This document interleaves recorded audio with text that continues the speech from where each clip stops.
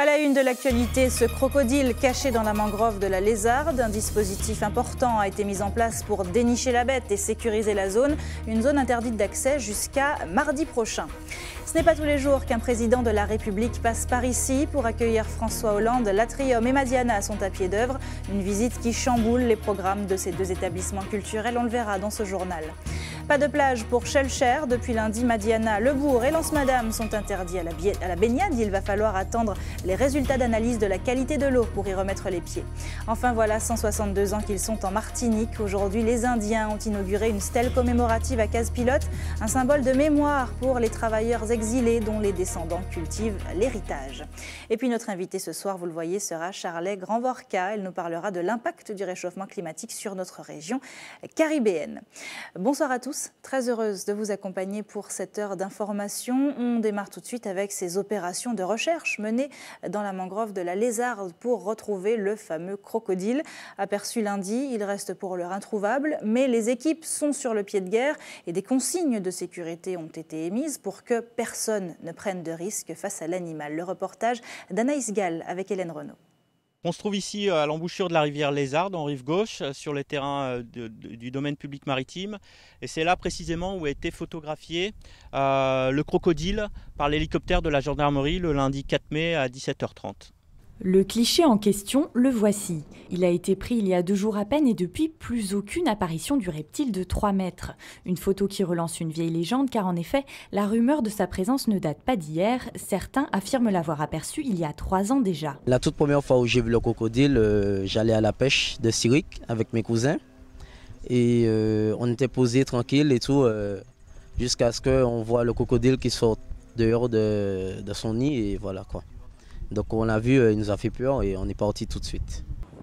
Patrick dirige une école de voile sur les berges de Californie. La mangrove, il la connaît par cœur. Selon lui, le crocodile ne représenterait pas une menace pour l'homme, mais pour éviter d'affoler son public, il prend tout de même quelques précautions. Comme au niveau de notre association, on reçoit pas mal d'élèves, on reçoit beaucoup de gens pour les initiations, pour les randonnées en kayak. Donc, pour parler de lui, on disait Georges, comme ça personne ne savait qu'il s'agissait de crocodile. C'est juste une manière de le nommer avec un signifiant qui nous était propre. Tant que Georges n'aura pas été localisé, l'accès à la mangrove reste interdit. Sous la houlette de la préfecture, police, gendarmerie et agents de l'environnement multiplient les opérations de recherche, hélicoptères à l'appui. Mission débusquer et neutraliser l'animal, car ici, le crocodile n'a pas sa place.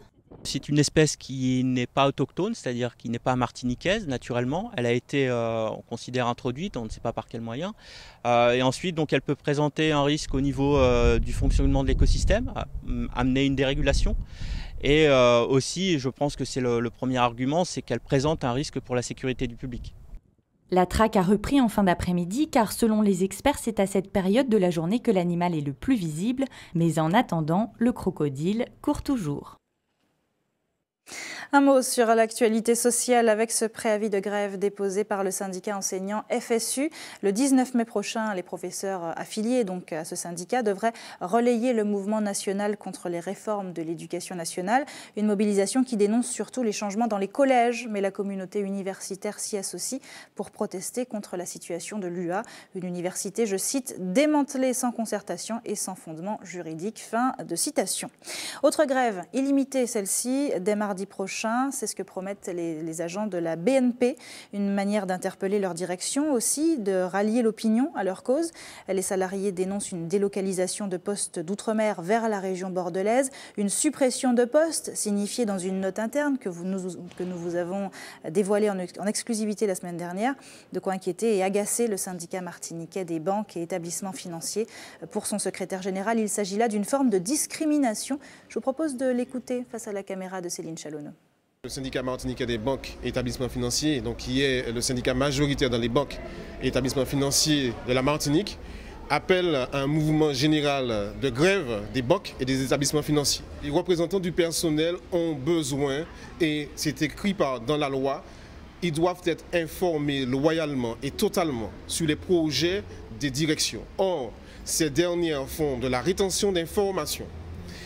Nous avons découvert, par exemple, dans le cadre de la BNP, que les emplois qui seront supprimés en Martinique, Guadeloupe, Guyane, Réunion seront délocalisés en métropole à Mérignac parce que la BNP a promis du travail à des employés à Mérignac. Autrement dit, il semblerait que le bassin d'emploi caribéen, martiniquais, soit moins important que celui de Mérignac. Souhaitons que ces emplois soient maintenus dans le cadre de ces fusions. En bref, vous ne l'avez peut-être pas ressenti, mais la Terre a tremblé ce matin. À 5h33, un faible séisme, 3,8 sur l'échelle de Richter, a été enregistré. Son épicentre se situe à 81 km à l'est-sud-est du Vauclin et à 24 km de profondeur. Si malgré la faiblesse de la secousse, vous l'avez quand même ressenti, n'hésitez pas à témoigner sur le site www.franceséisme.fr. Il s'affiche afin d'aider les scientifiques. Voilà une visite qui devrait également secouer la Martinique. Le président de la République, François Hollande, sera sur notre île ce week-end. Toute la journée de samedi, il sera concentré sur le sommet sur le climat, une organisation importante est donc mise en place. 37 chefs d'État sont attendus de toute la Caraïbe. Si les invités sont prestigieux, c'est que la thématique est très sérieuse. Le réchauffement climatique a énormément d'impact sur notre région caribéenne et notamment la montée des eaux ainsi que l'érosion. Voyez plutôt. Des visages fermés, des regards inquiets, ces hommes livrent désormais un combat quotidien contre la mer. Aujourd'hui, l'eau dort, mais Joseph sait qu'à la prochaine houle, son restaurant sera menacé. Constate impuissant que la mer continue de gagner du terrain. En 20 ans, on a perdu 40 mètres au bout entre le resto et la mer. C'est inquiétant. On perd 1 mètre pratiquement chaque année. L'eau, elle est pratiquement dans le restaurant. Un combat perdu d'avance et des populations de plus en plus vulnérables. En effet, 15% des Martiniquais vivent à quelques mètres du rivage. La mer, elle, grignoterait près d'1 mètre par an. Sous l'effet de l'érosion, un phénomène naturel, mais stimulé par l'agressivité des hommes. Le nord de l'île et particulièrement le nord-ouest a tendance à s'enfoncer alors que le sud-est se soulève. Pendant de nombreuses décennies, on a prélevé du sable sur la plage. Et puis ça tient aussi au fait que pendant longtemps, les carriers ont prélevé du sable dans les rivières, sable qui normalement devait recharger les plages. Et étant prélevé en amont, il ne se retrouve pas en aval. Et donc le processus d'érosion, si vous voulez, est accentué. L'érosion, mais aussi un autre phénomène planétaire, l'élévation du niveau de la mer. En moyenne, 1,5 mm par an en Martinique. Projetons-nous, nous sommes en 2050. Le niveau de la mer s'est élevé d'à peu près 1 mm chaque année. Il y a en plus conjonction d'un autre facteur, le passage d'une tempête tropicale. Il y a de fortes chances que la mer ennoie toute cette zone et se propage à l'intérieur des terres, puisque nous sommes sur une zone relativement plane. Et donc il y a de fortes chances que tout le centre historique, tout le bourg historique de Fort-de-France soit totalement noyé. Une société tournée vers la mer qui, face aux dettes qu'elle a accumulées, devra de toute façon un jour payer une facture salée, mais reste à déterminer quelle option prendre pour éviter que cette richesse inestimable ne se transforme un jour en un fléau insurmontable. Voilà un reportage signé Anne-Sophie Bélanger qui date donc de 2013, mais les problématiques sont toujours les mêmes et on en parle avec notre invitée spécialiste des changements climatiques et surtout de leurs conséquences sur notre écosystème, économiste et consultante en tout cas. Oui. Bonsoir Charlène Borca. Merci beaucoup d'être avec nous ce soir. Alors, avec des conséquences comme celles qu'on vient de voir, la réglementation des 50 pas géométriques est très stricte, forcément. On éloigne de plus en plus les gens du littoral. Certaines habitations ont d'ailleurs été désertées parce qu'elles étaient trop proches de la mer. Est-ce que la montée des eaux nous a poussé déjà à repenser l'aménagement de notre littoral? Alors, pas encore, bien sûr, mais forcément, on sera amené à le faire parce que la montée des eaux est inexorable et il faudra forcément penser au réaménagement du territoire en termes de logement ou de relogement des populations qui auront été déplacées. Le problème qui se pose, c'est que le foncier n'est pas extensible. Donc, il faudra effectivement repenser les politiques de construction de logements en termes de logements communs et effectivement repenser les mobilités parce qu'il faudra réaménager les mobilités, les revoir. Donc, effectivement, la montée des eaux nous pousse à revoir notre schéma d'aménagement et en quelque part nos schémas de développement économique parce que tout ceci est lié. De manière générale, le réchauffement climatique n'a pas comme impact que la montée des eaux. Si l'on compare à la Martinique d'il y a 50 ans à la Martinique d'aujourd'hui, Qu'est-ce qui a changé dans notre écosystème? Qu'est-ce que ce réchauffement climatique a engendré chez nous? Alors, dans les écosystèmes, les changements n'ont pas encore été mesurés ni comptabilisés aujourd'hui. Parce que c'est vrai qu'on parle du changement climatique avec essentiellement comme conséquence l'élévation du niveau de la mer. Mais cette élévation du niveau de la mer a également une autre conséquence due au changement climatique qui est le réchauffement de l'eau et l'acidification de l'eau. Donc forcément, les écosystèmes sont impactés parce que nous avons des espèces faunesques et de la flore maritime qui sont en pleine mutation. Certaines vont disparaître, d'autres vont réapparaître. Il faudra un temps d'adaptation. Ça veut dire que dans ce laps de temps d'adaptation, cette période de transition, il y aura un gain, une perte économique, puisque la mer fournit quand même le poisson, est pourvoyeuse de nourriture. Donc, il faudra calculer cette perte économique et voir comment se tourner vers d'autres productions pour pallier cette perte économique qui, de toute façon, impacte le PIB. Est-ce que c'est difficile pour les filières de s'organiser si on prend les pêcheurs, par exemple? Alors, c'est difficile, d'autant plus que la filière pêche n'est pas extrêmement structurée ici, on le sait, mais ça veut dire aussi que les politiques doivent concevoir quand je dis les politiques, les hommes politiques, en termes de politique de développement économique, repenser l'aménagement de la filière, voir comment se diversifier et se tourner vers des solutions alternatives, effectivement. On entend les grandes puissances, les grands pays chercher des solutions au réchauffement climatique tout le temps. À notre échelle, on ne se sent pas vraiment concerné, peut-être parce qu'on est un peu isolé et un peu loin. Pourtant, on est énormément concerné également, on vient de le voir. Qu'est-ce qu'on peut faire à notre niveau pour lutter contre ce réchauffement climatique? Alors, au niveau du citoyen lambda, il y a des petites attitudes à avoir au quotidien. Ça veut dire qu'avec le réchauffement climatique, nous aurons une sécheresse plus importante. Donc, pensez à recueillir l'eau de pluie. Ça, pour avoir des provisions pour faire face aux périodes de sécheresse. Pensez à adopter une ventilation naturelle des habitats, pratiquer le covoiturage, non seulement trier, mais également réduire ces déchets domestiques. Voilà un tas de petits gestes qui, au départ, vont contribuer à la réduction des effets de gaz de serre. On est finalement pas très pollueur parce qu'on n'est pas très nombreux, parce qu'on est assez petit. Nous, dans la Caraïbe, en tout cas, on est une goutte d'eau dans l'océan. On est soumis, en revanche, aux pollutions des grands pays. Est-ce qu'ils ne devraient pas, quelque part, nous dédommager pour le fait qu'on ressente la pollution qu'ils émettent? Alors, il y a deux choses qui existent. Il y a le marché des droits carbone, qui se passe entre les pays du Nord et les pays du Sud, en tout cas entre les grandes entreprises, parce que ces droits s'échangent sur une bourse du carbone. Mais en amont, il y a des financements. Il n'y a pas de financement pour la réparation due aux impacts négatifs du changement climatique. Pour la prévention? Pour la prévention, donc le fameux feu vert, le fameux fonds vert qui est un fonds européen, et au niveau des Nations Unies, le GEF, qui est un fonds pour précisément aider, et plus particulièrement les petits États insulaires, à mettre en place toutes les mesures de prévention du réchauffement climatique et les aider à mieux organiser, mieux envisager les solutions alternatives, notamment par la valorisation de leurs écosystèmes qui pourvoient de la ressource, donc cette ressource est monnayable et source de croissance pour atteindre notamment les objectifs du millénaire. Merci beaucoup, Charlotte Grand-Vorka. On y voit plus clair, du coup, en vue de ce sommet. C'est moi qui vous remercie. Merci beaucoup d'avoir été avec nous ce soir. Merci. Restez avec nous sur ATV. Dans un instant, on ira voir ce qui attend le convoi pour réparation cette année, une 15e édition consacrée aux femmes et aux héroïnes de la période esclavagiste. On verra ça tout à l'heure. Et puis, Hubert Bornil continue sa tournée écologique. Ce soir, il s'arrêtera au François, quartier Saint-Laurent, où on transforme un produit local, du manioc. Mais avant, gros plan sur la mission écologique de Serge Letchimy qui se poursuit. Ce matin, il a rencontré les professionnels martiniquais des filières automobiles et des déchets. Il a également visité une casse auto au Lamentin, un programme similaire à celui qu'il a suivi à La Réunion, en Guyane et vous le voyez, en Guadeloupe hier. Objectif, comme le lui a demandé la ministre de l'écologie, Ségolène Royal, mettre en place un modèle d'économie circulaire dans les départements d'outre-mer afin d'améliorer la gestion et le recyclage des VHU, les véhicules hors d'usage, des huiles pneumatiques et également des batteries. Écoutez le président de région, il répond à Linda Kayarsi.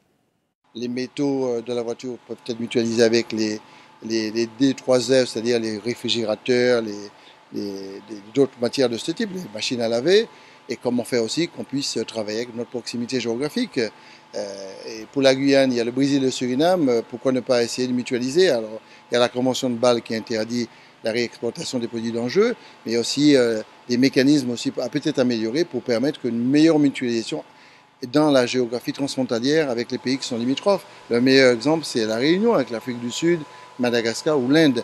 Donc c'est un vrai chantier pas seulement pour traiter les déchets en soi, mais aussi pour créer une économie circulaire capable de créer de la valeur ajoutée, de la richesse, mais aussi de l'activité et surtout du travail.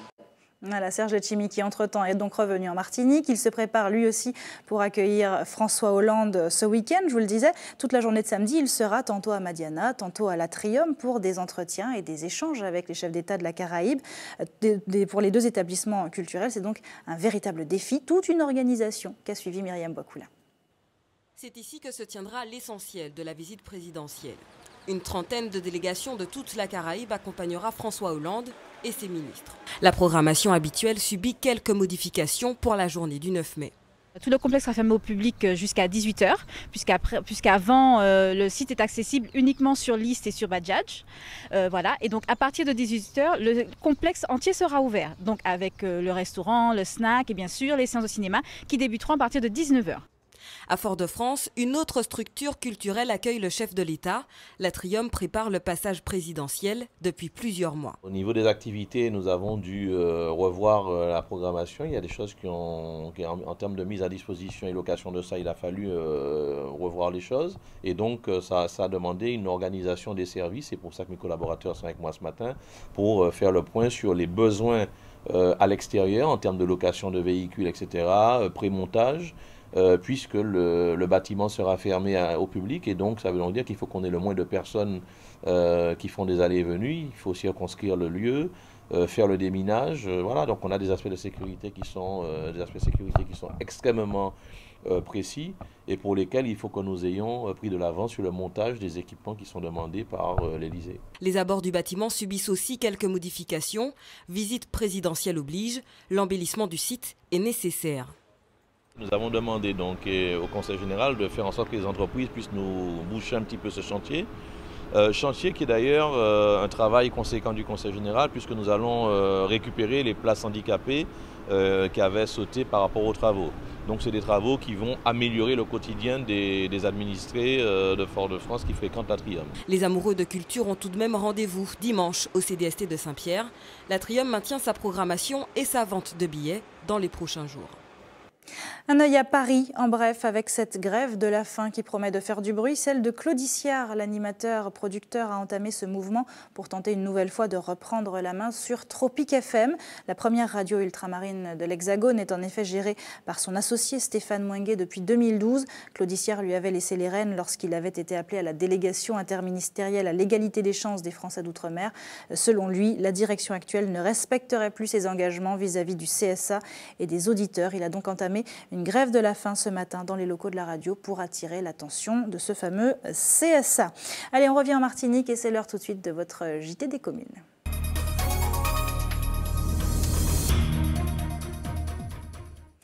Le JT des communes qui commence avec cet incendie au quartier Bocanal, fond kérosine à Fort-de-France. Une maison abandonnée devenue un squat est partie en fumée cet après-midi. Le feu a été maîtrisé avant de se propager réellement aux habitations voisines. Heureusement, aucune victime n'est à déplorer. Reste à déterminer l'origine du sinistre. Je vous propose d'écouter ces quelques réactions recueillies par Julien Goudichaud. Je suppose que c'est à cause de l'électricité parce qu'il y a leur compteur, mais le compteur était baissé. Mais ce sont les squatteurs qui ont dû refaire le truc, reconstruire le truc et puis ça a déclenché un feu. Je ne sais pas, ça fait un court-circuit. Pas de dégâts, de gros dégâts, si ce n'est des meubles et des parties de maisons qui ont été brûlées et pas de victimes, je crois que c'est ce qu'il faut souligner. Ça faisait un moment que les squatteurs n'y étaient plus. Malheureusement, il faut déplorer que ce genre de situation se produise. Heureusement, ça s'est produit dans la journée, pas dans la nuit. Mais bon, nous allons accompagner les familles pour que nous puissions faire en sorte de les aider à passer ce moment difficile. Et notez également ce début d'incendie à Derrière-Morne à Sainte-Marie. Un camion qui transportait de la canne à sucre s'est enflammé sur la chaussée aux alentours de 15 h. De grandes flammes rapidement maîtrisées par les pompiers. Voilà des images envoyées par l'un de nos téléspectateurs. Si vous aussi vous assistez à des événements insolites, envoyez-nous vos vidéos et photos par mail à l'adresse info@wipa972.com ou appelez-nous au 05 96 55 12 12. Vous le voyez s'afficher sur votre écran. Partons maintenant à Schellcher où certaines plages sont désertes depuis lundi. Aubourg, à Madiana et à Lens-Madame, interdit de se baigner, de pratiquer des activités nautiques ou de pêcher en cause des travaux de renforcement de canalisation menés par la Régie communautaire de l'eau, Odyssey. Le chantier n'a duré qu'une journée, mais l'interdiction sera valable jusqu'à ce que des analyses attestent de la bonne qualité de l'eau. Le reportage de Marie Tricot. Ces bateaux resteront sur la plage aujourd'hui. Les enfants présents au club nautique ce matin devaient s'initier à l'optimiste. Faute de pouvoir tenir la barre, ils en fabriquent version miniature. Ce matin, on n'a pas osé d'aller à la mer, ni vers la mer pour voir l'aspect. Donc, on a préféré, par mesure de précaution, on a préféré rester à terre avec les enfants. Depuis lundi, la plage est frappée d'un arrêté municipal interdisant la baignade. Lens-Madame prend des allures de désert et au club, on s'occupe comme on peut. Théorie pour les petits, entretien du matériel pour le personnel. Chaque jour, le manque à gagner se fait un peu plus sentir. Certains établissements ou certains cours que nous avons, on a pu les reporter à la mi-juin, mais c'est une perte d'activité sèche. Parce que par exemple, il y a plein de gens qui sont venus pour louer du matériel depuis lundi. On n'a pas pu louer parce que on ne peut pas aller dans l'eau. On n'a pas chiffré encore le coût de cette perte, mais c'est sûr que je comprends un petit peu, mais chaque fois, on est toujours pénalisé. À chaque fois, il n'y a pas d'indemnisation, il n'y a rien du tout. Impossible de faire jouer l'assurance qui n'intervient qu'en cas de catastrophe naturelle. Ça suit cette route.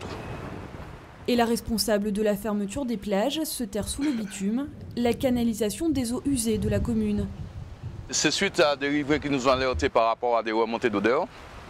Donc nous avons procédé à un diagnostic réseau, c'est-à-dire passage caméra, curage et passage caméra. Nous avons pu constater la détérioration à l'intérieur de la canalisation, ce qui nous a poussé à intervenir rapidement sur cette canalisation. La pose d'une gaine protectrice n'a pris qu'une seule journée, et s'il est même difficile de voir la moindre trace des travaux, la municipalité a choisi d'appliquer un principe de précaution en interdisant la baignade. Il n'y avait pas encore de conséquences sur la baignade, sur le littoral, puisque nous sommes intervenus en amont des nuisances que ça aurait pu générer par la suite. Mais si nous l'avons laissé en l'état, bon, c'est vrai qu'il y aurait eu rupture de canalisation et déversement intempestif dans la baie. Pour l'instant, aucune pollution de l'eau n'est avérée. Néanmoins, seuls les résultats d'analyse faites par la DEAL permettront aux baigneurs de retrouver leur plage. Direction Casse-Pilote à présent, où l'on fêtait aujourd'hui un anniversaire historique. Voilà 162 ans que la communauté indienne est installée en Martinique. Le 6 mai 1853, les premiers travailleurs indiens débarquaient sur notre île. Aujourd'hui, une stèle a été inaugurée en mémoire de ces exilés qui font partie intégrante de notre histoire aujourd'hui. Hélène Renaud, Anaïs Gall. Dévoiler un pan de l'histoire martiniquaise, le 6 mai 1853, plus de 25 000 Indiens débarquent à la Martinique pour travailler dans les champs de canne à sucre. La stèle retrace leur périple. Comment le navire est parti depuis Carical, est passé à Pondichéry, est descendu près de Madagascar, est remonté à Sainte-Hélène, et après 90 jours de navigation, le navire l'Aurélie est arrivé à la Martinique, plus exactement à Saint-Pierre. L'arrière-grand-père de Sylvain Rangon était dans l'un des navires. Cet homme de 81 ans a consacré sa vie à honorer l'histoire de ses ancêtres, au mépris des préjugés. Un jour, quelqu'un m'a dit « Ah, en créole, hein? Comment? Un coulis qui travaille dans un bureau ?» Je dis « Pourquoi ?» Il dit « Mais oui, mais coulis c'est dans l'eau, il ne faut pas nettoyer. » Je dis « Ah oui, mais comme ça prend place coulis dans l'eau, coulis a obligé de chercher ailleurs. » Et c'est pour ça qu'il travaille dans le bureau. Vous voyez un peu le mépris qu'on nous donnait, mais on s'en fout. Nous continuons à vivre. Ils feront ce qu'ils voudront. Nous serons toujours présents. Parce que nos racines sont là, sont plantées dans cette terre. Cette stèle commémorative, la première en Martinique, marque un nouveau pas vers le devoir de mémoire. Pour nous, nous avons toujours été connus, mais je pense qu'à partir d'aujourd'hui, nous serons reconnus. Cette présence indienne qui, par sa culture, par son apport religieux et sur le plan même culturel, économique et artistique, les originaires de l'Inde ont largement contribué à tout ce qui concerne la Martinique. Casse-Pilote, un des points de départ des immigrants indiens vers le nord de la Martinique, la commune entend bien valoriser cet héritage. Que d'ici vers le nord, les touristes puissent progresser sur la Martinique en ayant découvert au départ, c'est-à-dire à Casse-Pilote, le trajet qu'ont suivi les Indiens, qu'ils verront au fur et à mesure de leur déplacement vers le nord et qui sont en Martinique aujourd'hui, plutôt dans le nord de la Martinique.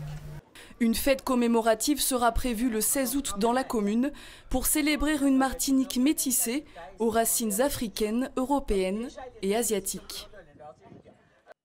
Et les racines de la Martinique étaient également à l'ordre du jour aujourd'hui avec le convoi pour réparation qui commencera le 11 mai prochain. Une 15e édition dont l'ambition est toujours la même, réclamer les réparations des souffrances infligées durant l'esclavage. Petite nouveauté cette année, la procession rendra hommage aux femmes et aux héroïnes noires de cette période. Une marche qui sera parrainée par la chanteuse Joëlle Ursule et qui portera le nom d'une autre femme, une avocate, Claudette Duhamel. Écoutez-la, elle répond à Myriam Boiscoulin.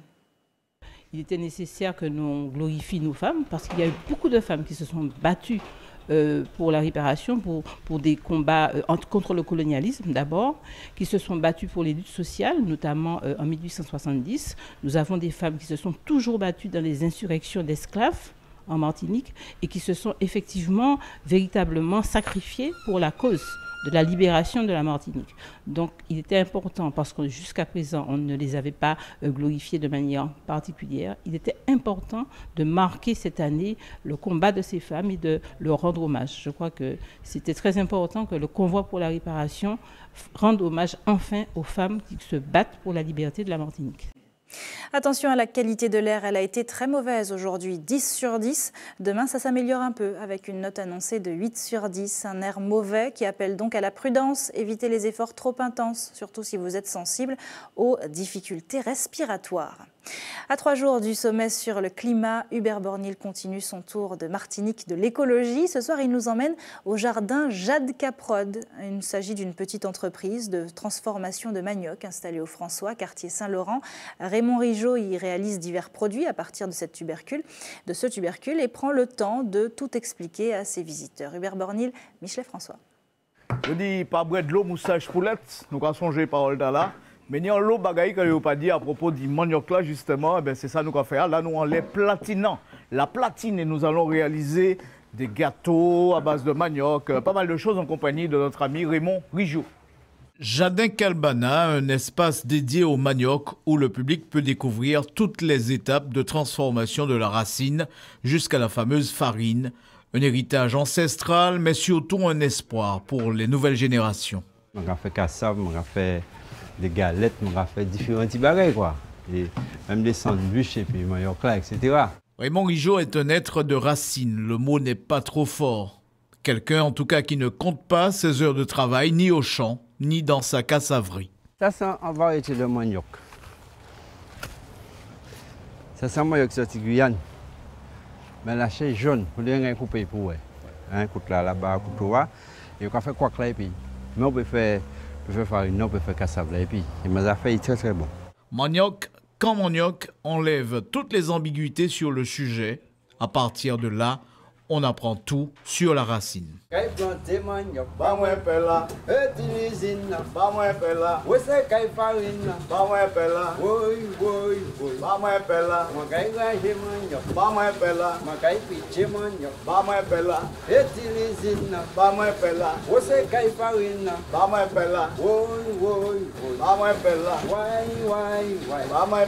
manioc là déjà c'est une racine qui est durable. Tu vois? C'est-à-dire que sans racine, regardez, même au niveau des cyclones, bon, il y a l'autre plante qu'on fait avant. Bon, il y a l'autre dimension, c'est-à-dire que pour qui m'a mis en place, c'est pour virer dans le sens, une transmission, connaître le manioc là, virer réapproprier du manioc là, et puis, parce que sous les fait nous paix. Du coup, on peut affirmer que la nature nous a véritablement gâtés en Martinique. À la poêle à feu, on va faire ça comme ça. On va manger, on va mettre un petit tuyau. C'est un complément alimentaire. Tu vois? Et puis là, Nous avons fait mes sandwichs, nous. Voilà. Adaini. Voilà, belles affaires, puis M. Raymond Rijo. Nous apprenons en l'eau bagaille, et puis surtout à là, je dis, à Daini. On le retrouve chaque mercredi au marché Orga Pays. Ça se passe à Ducos. Et bon appétit si vous êtes à table. C'est la fin de votre édition locale et communale. Merci à tous de l'avoir suivi. Ne bougez pas dans un instant, on reste tout près de vous avec Anche Pays. À tout de suite.